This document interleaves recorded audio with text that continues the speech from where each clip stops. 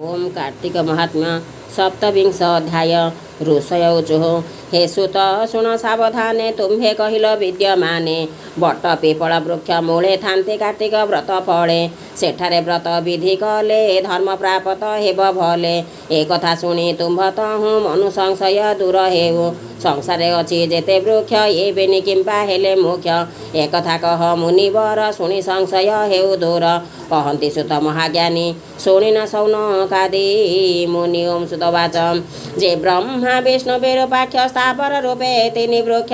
पिपलास पिपल न्यग्रोध ये तिनि स्थावर प्रसिद्ध जेनु ए वृक्ष रूप धरी से कथा शुण तपचारी पूर्वे जे उमाहर संगे एकांते स्थले क्रीडा रंगे रचिले कंदर्प विलासे ता जानी सकल त्रिदशे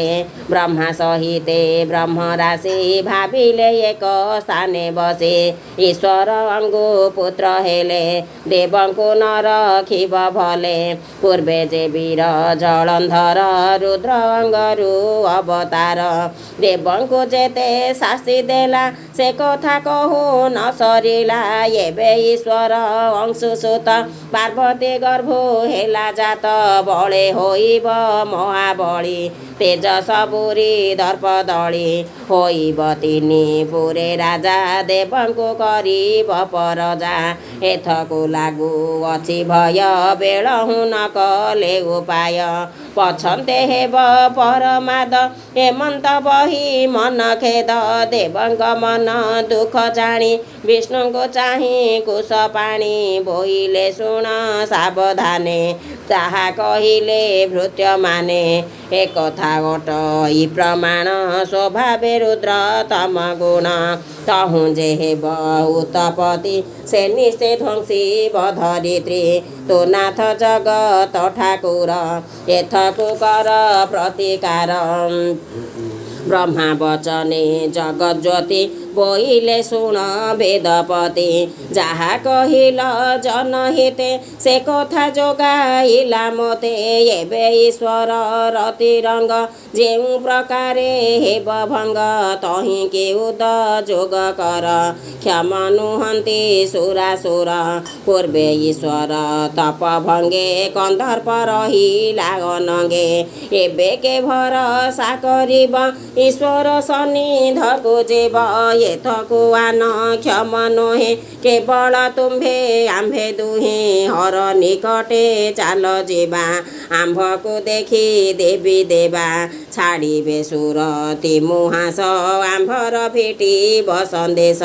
हेमंत कहि देव हरि ब्रह्मांक कर करे धरी गले से कपिलास पुरे हर गौरी जेउठारे ब्राह्मण रूप धरी बेगे उभा होइले तांको आगे ओंकार कले वेद ध्वनि शुणी शंकर लज्जा घेनी उपेक्षी पार्वती संगते ब्रह्मा निकटे उपगते निज स्वरूपे तिनी मूर्ति लाजे रहिले मथा पोते ता देखि उमा कले कोप बोइले ये त महाताप एडे अनिते काहा घरे प्रभु भारी जाए एकान्तरे अन्य पुरुष आसी मिले ये मन्त अछि केउ काडे निश्चय मोते कले हिंसा भांगिले स्वामी स्नेह आशा रति भग्न रे जेते व्यथा तुम्भे कि न जान से कथा कीट पतंग पशु आदि ए चारि खानी जीवे जदि सर्वे जानन्ति अति सुख विच्छेद अछि जेते दुख ताहा न जानन्ति बिटपे तुम्भर ज्ञान सेही रूपे हेमंत बोली साप देई सेठारु गले महामाई तक्षणे ब्रह्मा विष्णुहर प्रत्यक्ष होइले स्थावर ब्रह्मा पलाश रूप धरी पिपल वृक्ष हेले हरि शिव होइले बट वृक्ष अशेष स्थावरंक मुख्य जे शुणे ये वृक्ष चरित हरै जन्म र दुष्कृत कहई दास जगन्नाथ जे प्रभु ब्रह्मा विष्णु शिव से एक आत्मा त्रय मूर्ति खण्डिबे त्रिगुण विपत्ति। ओम श्री हरि बोल।